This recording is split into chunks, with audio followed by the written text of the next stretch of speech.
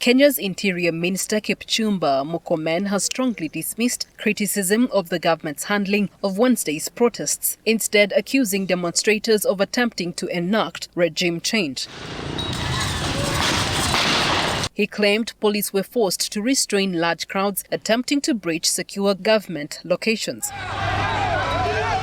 Murkomen further alleged that the largely youth-led movement had tried to overrun Parliament and State House, the official residence of the president. This is nothing to do with protests. This is nothing to do with freedom of expression. It was an unconstitutional attempt to change the regime of this republic.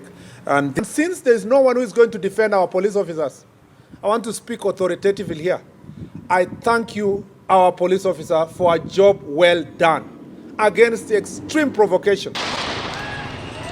Thousands of Kenyans took to the streets on Wednesday in demonstrations initially organized to mark the anniversary of last year's anti-government protests.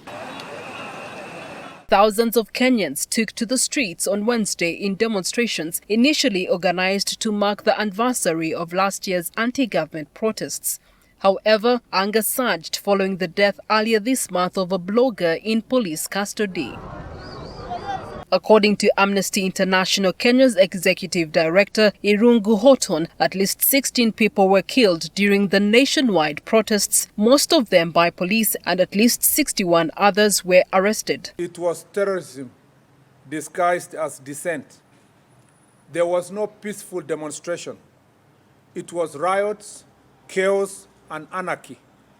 Let me therefore state unequivocally that we condemn the criminal anarchists who, in the name of peaceful demonstrations, unleashed a wave of violence, looting, sexual assault, and destruction upon our people.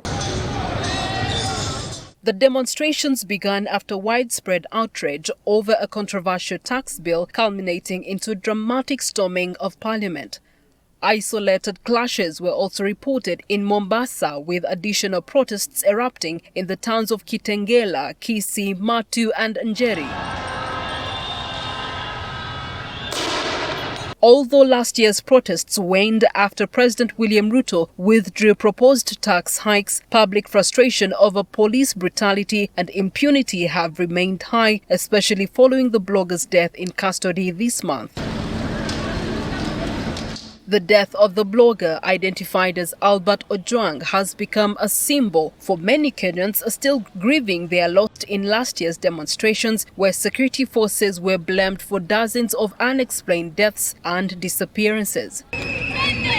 Earlier in the day, large crowds were seen marching towards State House, as broadcast live by NTV Kenya and KTN. Both channels were later taken off air after defying a government order to cease live coverage of the demonstrations. We are here to demand accountability, to demand transparency, to make sure that each and every public servant has a duty to protect and to follow the law and the Constitution of Kenya. However, the broadcasts have resumed since then, following a Nairobi court's decision to suspend the directive of the Communications Authority of Kenya.